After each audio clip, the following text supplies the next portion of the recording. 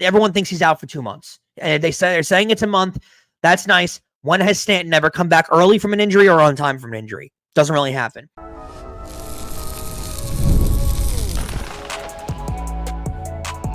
You are Locked On Yankees, your daily New York Yankees podcast. Part of the Locked On Podcast Network, your team every day.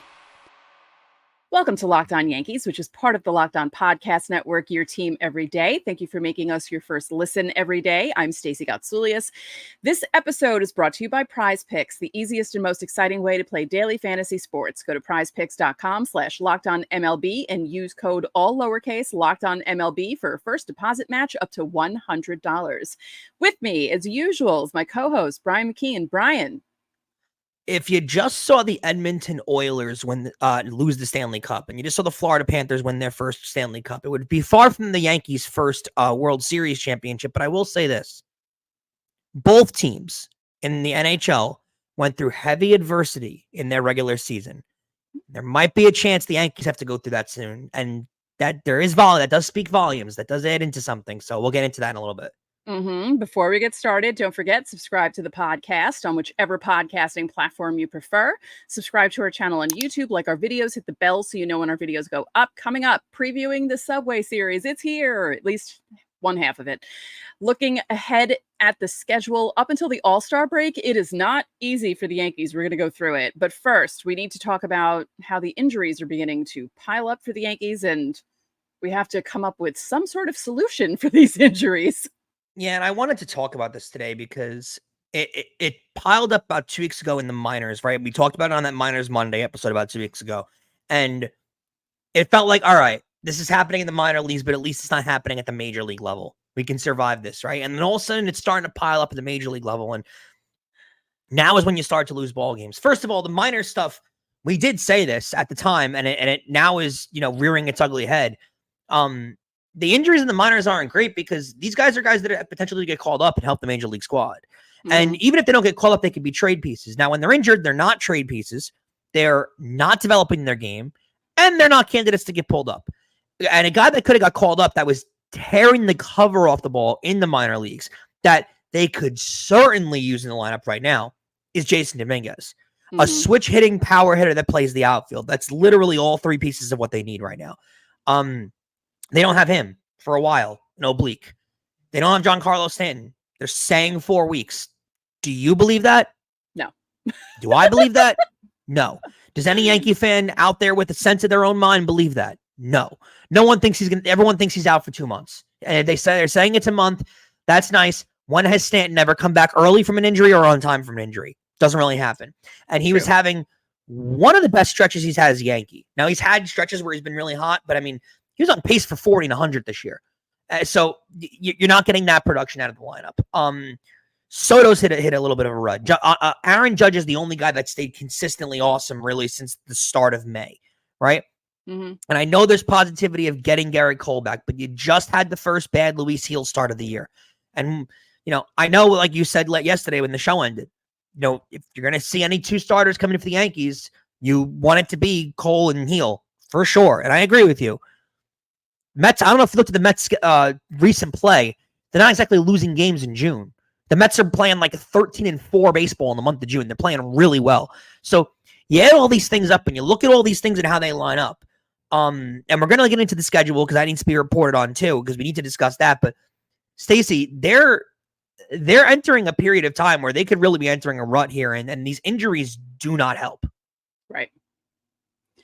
This is I remember looking at the schedule at the beginning of the season, and I had my eyes on that West Coast trip that they ended up doing really well on.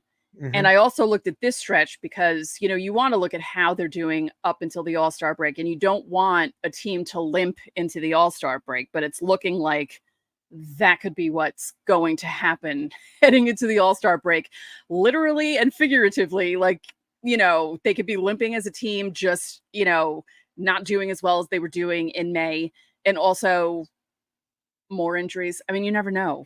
Things are getting weird. The only saving grace I would say that the All-Star break is when it is it does give Stan an extra week without them actually playing games. Right. So if there's somewhat of a silver lining for getting hurt when he got hurt, he gets that extra week built in where they're not playing any, he's not losing any ground with the Yankees. That's helpful. He won't play in the All-Star game, which I think he would have been an All-Star. But that's hearsay. Who cares?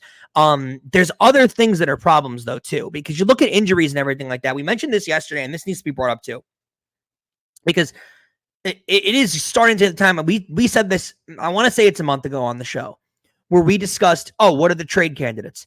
And me and you, dare I admit, kind of cockily, sat back and said, they don't really need much, right? I mean, what are they going to get? A bullpen, a depth bullpen piece? And we're mature. We can both admit when we're wrong, because things changed, and we were both dead wrong on that episode, because now it feels like they need an elite bullpen arm.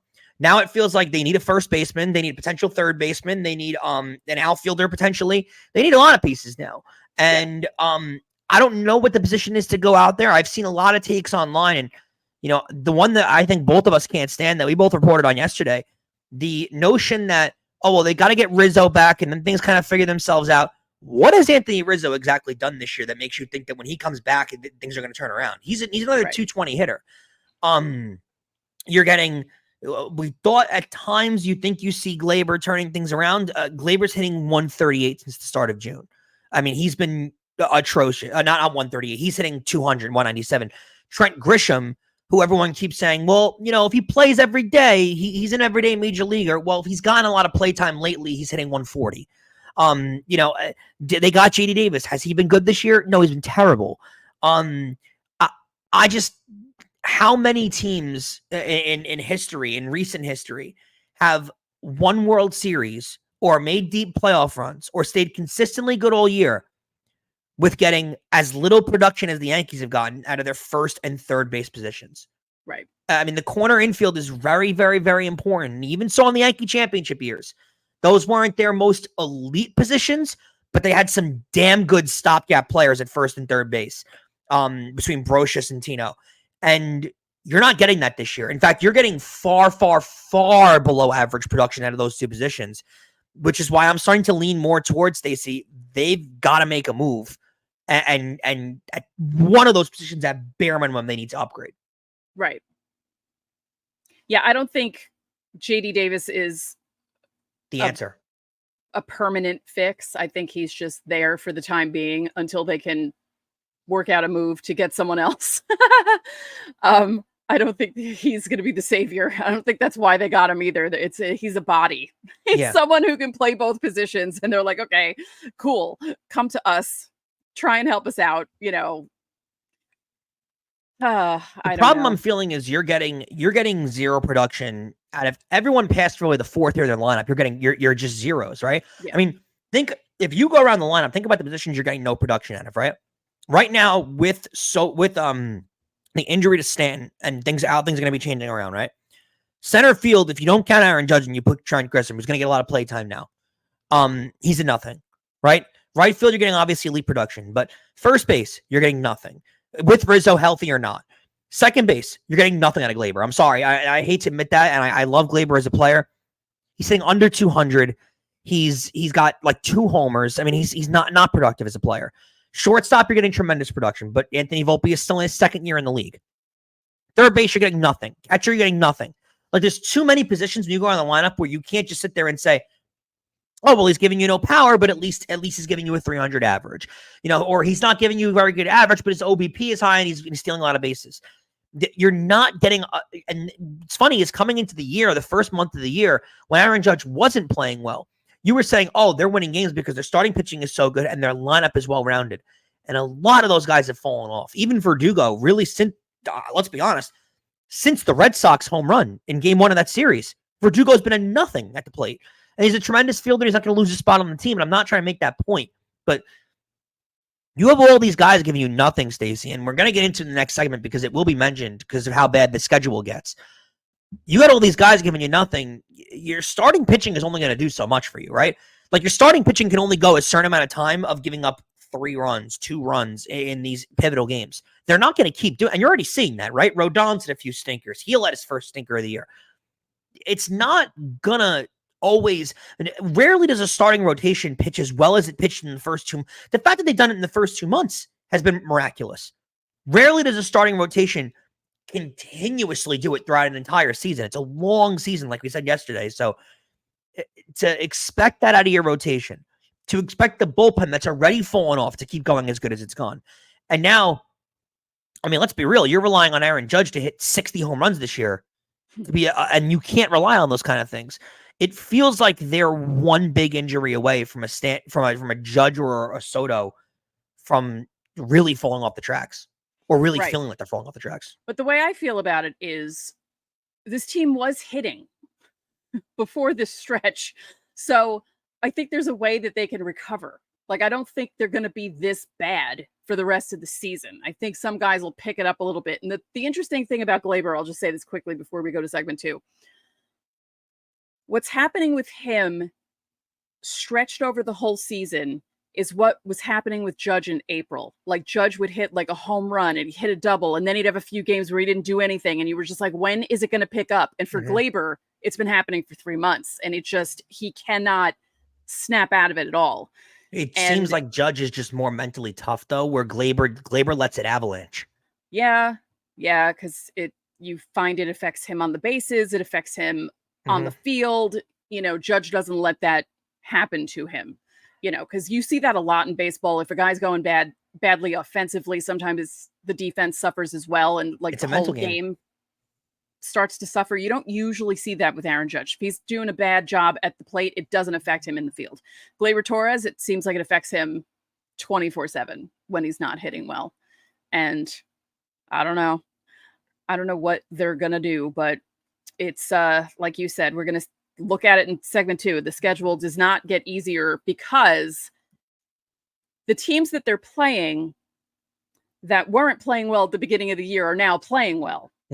If they were playing these teams in like May, we wouldn't be, oh no, they're playing the Red Sox. Oh no, they're playing the Mets. Now it's because these teams are doing so well. It's completely changed. So we're going to talk about that in segment 2. But first, don't forget, subscribe to the channel, hit the like button on our videos, hit the notification so you know when our videos go up. Also reply to the pinned comment on our videos Monday through Thursday. I did eventually put the pinned comment up on Monday's video around noon when I remembered, but it's there. So leave a question. If you want your questions answered for Fan Mail Friday, you could join the Locked On Yankees Insiders Club as well. The link is in the description. You'll get text from us. You can text us questions. There's a 14-day free trial. All right, coming up, we're going to look at that schedule.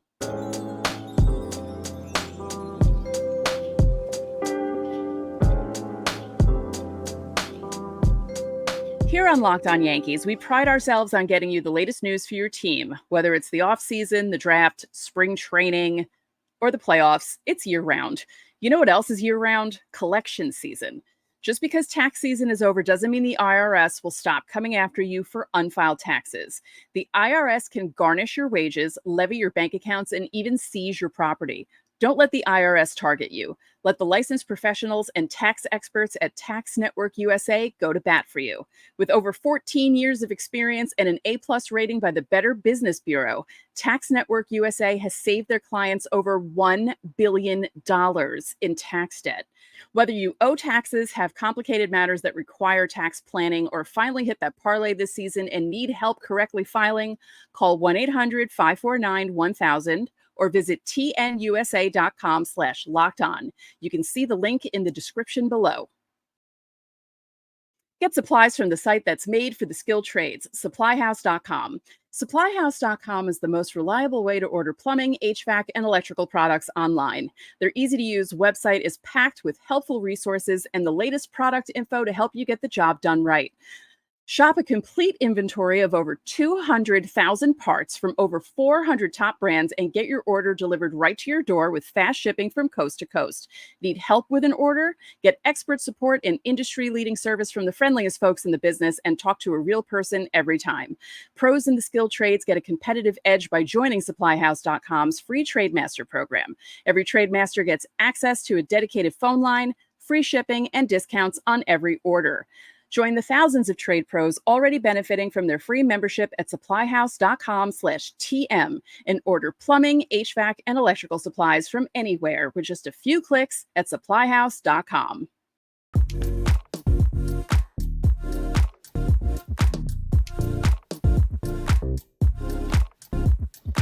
Welcome back to Locked On Yankees. Locked On Sports Today is a free 24/7 sports streaming channel programmed for you every day to bring you the biggest stories without all the noise. Locked On Sports Today brings you can't-miss analysis, opinions, and news. Streaming 24/7 on YouTube or the free Amazon Fire TV channels app, part of the Locked On Podcast Network, your team every day. And remember, you can catch every pitch of the Yankees' hometown broadcast with SiriusXM. Just download the SXM app and search the word Yankees. So as we mentioned about 56 times in segment one, we are talking about the Yankees schedule leading up to the All-Star break, which is not that far away now that we're in technically the end of June.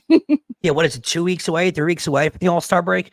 3 weeks. And they have, I thought this was important to talk about today because there's some serious potential they can limp into the break.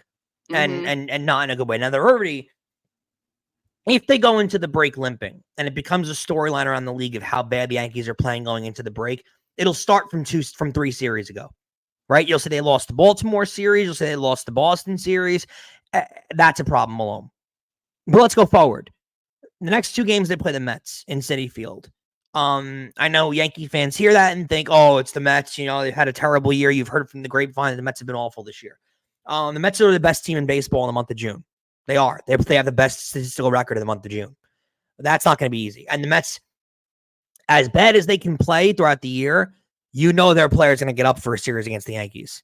They just are. That both teams feel that way. Plus the Yankees are missing Giancarlo Stanton for the series, who historically kills the Mets back since his Miami years. Then you go to Toronto to play 4 against the Blue Jays, who are heating up, who have been playing a lot better since the end of May, early June. That's not an easy series. And the Blue Jays also are a team that, again, division rival, doesn't like you. You've seen a lot of stories about, how Vlad over the years makes fun of the Yankees, doesn't like them. I do feel like the Yankees fare well in Toronto. Wait. Something came out today. They asked him, hey, if you were traded to the Yankees, like, how would you feel about that? And he's like, well, I'm a professional player and I would go there and play. It actually came out today at Fenway. Also, he cut his dreads off, which I didn't realize he did however many weeks ago. But just so you know, the Blue Jays lost on Monday night. They blew a 4-run lead in the 8th inning against the Red Sox in Fenway. They actually have not. Well. They actually have not been playing that well over the last week, the Blue Jays. Every time that it looks like they're getting better, they fall back. And it's gotten to the point, I follow a lot of Blue Jays fans for some reason on Twitter. I don't know why. And a lot of Blue Jays writers. And it's getting to the point now where they're literally looking ahead to 2025. That's how bad things are getting. Their pitching's not good. And they spent a lot of money on it over the years. And also, if the Yankees wanted to trade for Vlad, I'd kindly pass. We don't need another 210 hitter. No. But then, look at the rest of the schedule, right? You get 3 at home versus the Reds, who are talented but young and spunky, and Ellie De La Cruz, man. you could lose 2 out of 3, but you probably won't. The Reds are good, but they're not great. But then you get 3 at home versus the Red Sox, who you haven't played well against this year, and it seems like have your number. Then you get 3 at Tampa, who you always struggle with. Who Tampa's not as good this year as they've been, but you always struggle with Tampa. And then you close out the break with 3 at the Orioles, who they appear to can't beat this year. See, I won't say the Red Sox have their number. It was 1 series. I will say the Orioles do, because they can't beat the Orioles. Like, they are having so much trouble against the Orioles. Although, fun fact, the Yankees have gone 3-7 in their last 10. The Orioles have now gone 4-6, and they're still behind because they got swept by the Astros, and they lost again on Monday night. So the Orioles can't even take advantage of the fact that the Yankees have been playing so bad lately. That is true. I will say, though, it does feel like the Red Sox have their number on them because the Yankees have struggled the most with base running lately. And the Red Sox feel like the team that uncovered that. That Red Sox series. It's 1 series. It's 1 series. I'm not going to say that the Red Sox are going to, bowl over them, because do we all remember how 2009 started when the Yankees could not beat the Red Sox for the first how many games, and then they finished the season series? I don't know. The Red Sox are one of those teams they're not fun to play, right? Like they pitch well. They're a lot of young players who come in as underdog type players, right? Who aren't thought of as very highly in the league, and all of a sudden are coming through and hitting 300 and stealing bases, and they're a spunky young team. And it feels like over the years, too, the Yankees have trouble with those kind of teams, right? True. They'll play the Dodgers well, but these teams I'm just saying, we can't say they have the Yankees number after only 3 games, because teams can have bad series. They can look bad. Maybe the Yankees make adjustments. So when the Red Sox come to Yankee Stadium, it's not going to be the same. Yeah, but the Yankees have looked bad now for for 3 weeks for a week. I know, but they it's have a little few over series they have 3 series between now and the next Red Sox series to turn stuff around, and maybe they will. You never know. Yeah, it feels like right now this stretch going into the break has potential to look really bad. Oh, sure. But it also has potential to surprise the hell out of all of us, too, because there are a lot of times, too, when Yankees are doing really bad and you're like, oh, man, they're going to fall off a cliff. And then all of a sudden, guys that you, like we talked about in segment 1, who haven't been doing anything, like Verdugo or someone like maybe DJ finally gets his power back. But if he's still limping, maybe not. But like maybe someone will contribute. Maybe if Grisham gets more playing time and he actually has a number of reps, he starts hitting and maybe he hits maybe he goes 1 for 4 every game. It's better than going 0 for 4 every game. Like we talk about it all the time. It's baseball. You don't know. Like looking at the schedule, yes, it's actually terrifying, right? I mean, out of all those teams, the only one that I feel comfortable with them playing against right now is probably the Rays. Other than that, I'm the Blue Jays too, because they're falling off a little bit. Like I could see a split in that 4-game series, but the Rays are the only ones that I actually, and they're playing in Tropicana Field, and I still feel more comfortable with them playing the Rays than against those other teams in that list. It just, am I right or wrong? Because this is a take that I have that I think is hard to argue with. It feels like they're one major injury away from this collapsing. It does. And listen, I don't know how far they were going this year if Judge was actually, like if Judge was hurt with that hand injury a week or so ago. I don't know how far they were going anyway without him, right? I don't know how far they were going previously with the Soto injury, if that was actually real. But it feels like one of those guys go down for an extended period of time and the season's going to collapse. Oh, yeah, because there's no way they can, because if none of the other guys pick it up, then... But the problem is that's the problem, though. They should have a team built that can withstand one of those guys getting injured. Right. And it feels like right now they don't have that. It felt like it at the beginning of the season, though. Like, right? Because all those, like, a bunch of guys were hitting. Judge wasn't hitting, and they were winning games because the whole lineup was hitting and the pitching was doing well. And now it just feels like if one of those guys gets hurt, like the rest of the lineup can't pick this team up. It feels like Judge and Soto. Right now, it feels like if Judge or Soto are not in the lineup in a game, it feels like it's one of Aaron Boone's punt lineups. And that's with everybody else in the lineup. It feels like those two have to be in the lineup every single day for them to have a chance to win. And if they're not, it feels like they're punting the game. And that's not a feeling you want to have. You want to have a feeling where you should be able to give these guys a day off here and there. And Soto never wants a day off, but you should be able to give these guys a day off here and there and still feel confident you can win the game. Right now, I feel like if any lineup comes out in these next, what is this, 15 games? If any of these lineups come out and Judge and Soto are not in the lineup, I feel like that game's an automatic loss. Right. And that's a bad feeling to have. Right. I had a thought and it left my head. Damn it. And it was a good one too. And I don't remember what the hell it was even about. It just feels like there's too much potential for this to go south. I know what it is.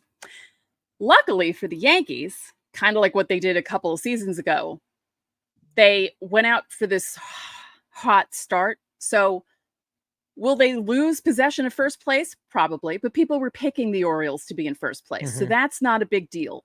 As long as they don't fall off so far that they fall out of a wild card spot. Like it's good that they, you know what I mean? Like this start that they had actually helps them in this regard, where they can have a couple of weeks or a few weeks where they're just complete trash. And like we said earlier, maybe they recover. There's no shame in losing this division to the Orioles. No. There isn't. They're a really good baseball team. Yes. I mean, we've seen that already in how many series against them. So it's just, it's still, I mean, it's June 25th, the day that this episode goes up. There's still a lot of season left. And there's a lot of things can change.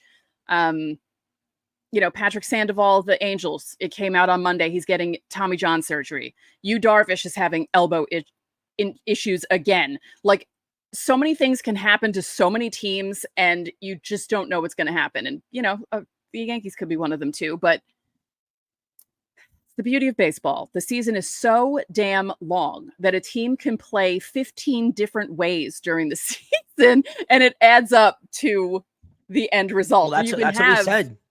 That's what we said. I mean, at the start of the show, I mean, the Edmonton Oilers, early in the year, were the worst team in the league. They had 2 wins in their first 13 games, and they found themselves a game away from winning the Stanley Cup this year. So You got to go through some adversity throughout the season to really be able to win a championship, but it just feels like there's a lot of problems that are heating up at the wrong time for the Yankees. Yeah. It feels like they're going to have to make a significant move at the deadline, though. Yep. And That even feels with like what we're all trending. even with all those problems, if you're on YouTube, check this out. Hello, there we go. The Locked On hosts have the Yankees still ranked as the number 2 team in the league overall. Better odds. Even with how badly they've been playing, even though statistically, percentage-wise, they're behind Cleveland for the best record in the AL, but that's fine, whatever. Better odds. The Yankees at some point this year fall out of the top 5. Or the White Sox never make it off 30. Ooh. Yeah, they're bad, man. Like the Rockies are bad too. Yeah. And the White Sox are significantly worse than the Rockies. Right. Like they are significantly worse. They are like 62 Mets bad. Yeah. Like, maybe worse. Like they're actually really bad. Yeah, they might actually be worse, which is saying a lot because that team was really terrible. All right, so speaking of the Mets, coming up next, they're not as bad as they were in 1962. We're going to preview the Subway Series.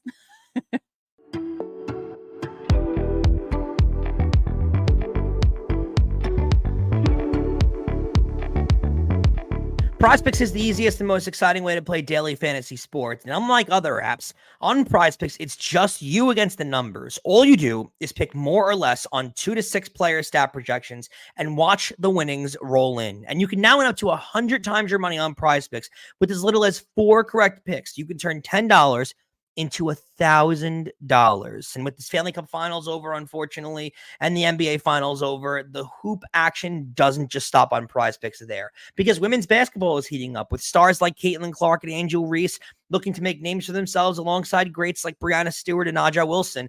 You can win up to 100 times your cash watching these girls ball out. You got to download the PrizePicks app today and use code LOCKEDONMLB for a first deposit match of up to $100. That's code LOCKEDONMLB on PrizePicks for a first deposit match of up to $100. Pick more, pick less. It's that easy.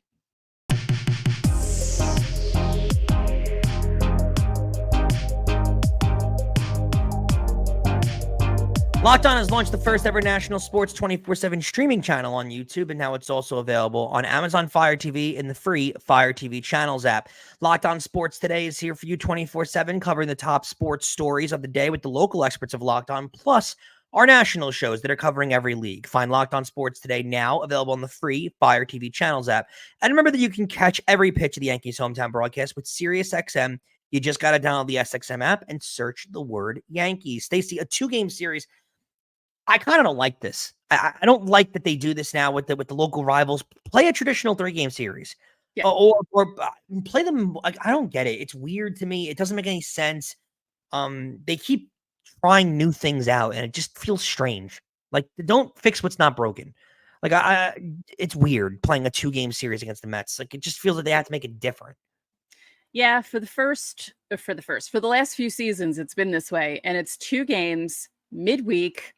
Yeah. Where it used to be weekend and there was buzz around it. Sunday night games were usually ESPN, no matter which stadium they played at.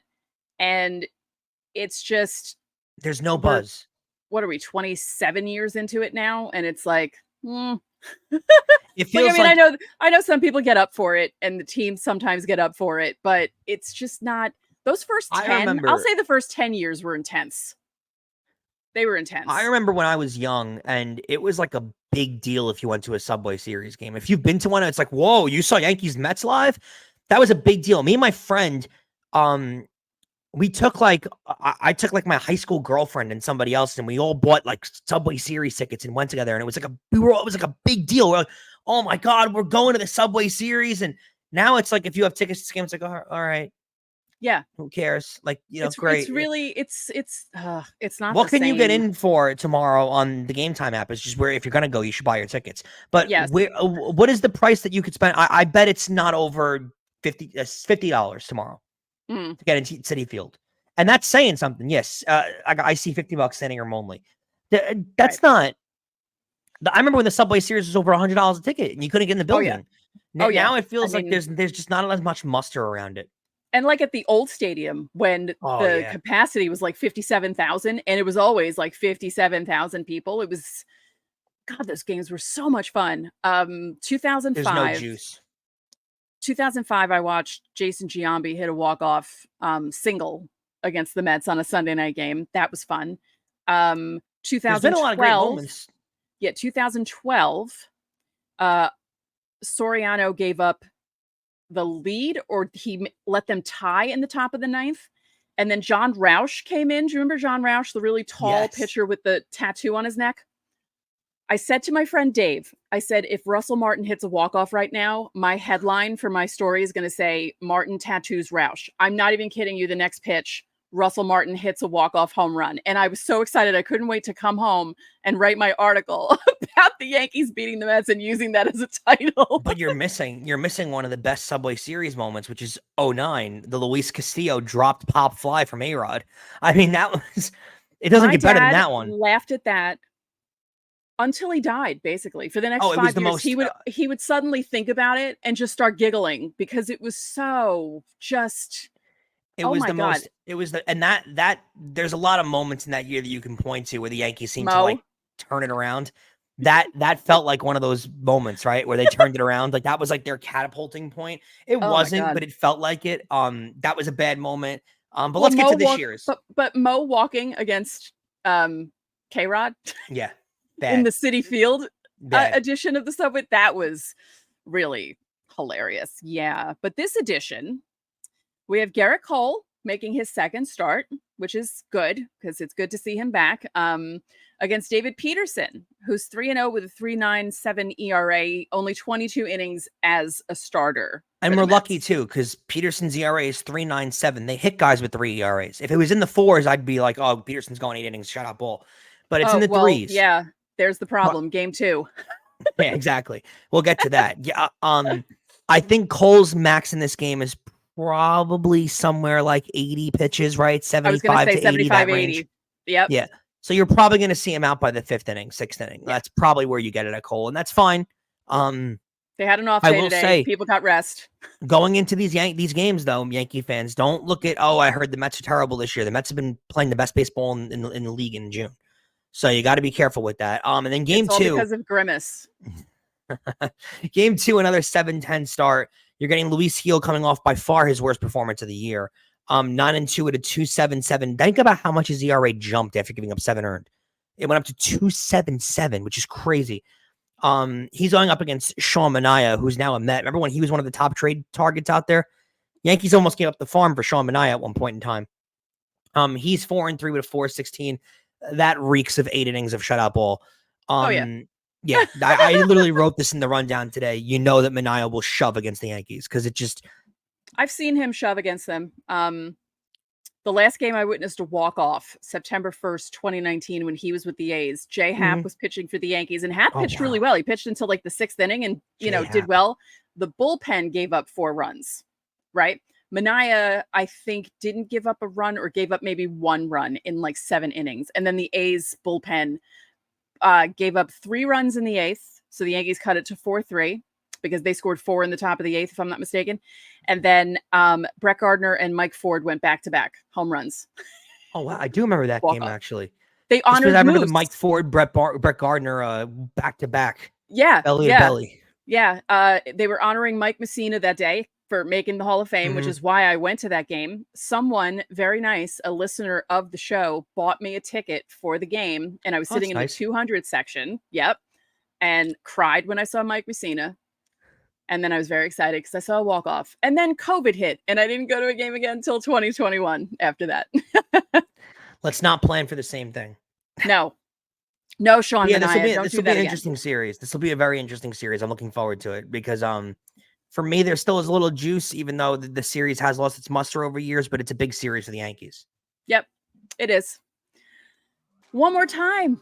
You can join the Locked On Yankees Insiders Club. There's a link in the description under our YouTube videos. There's a 14-day free trial. I just noticed 2 more people signed up, so thank you for doing that. You get text from us. You can text us questions for Fan Mail Friday. You can just chat with us. I was chatting with a few people on Monday. It was fun. And you can also leave your questions under the pinned comment for Fan Mail Friday on YouTube. We'll answer them. If you're an insider, you're in segment 1, sometimes segment 2, depending on how many of you ask questions.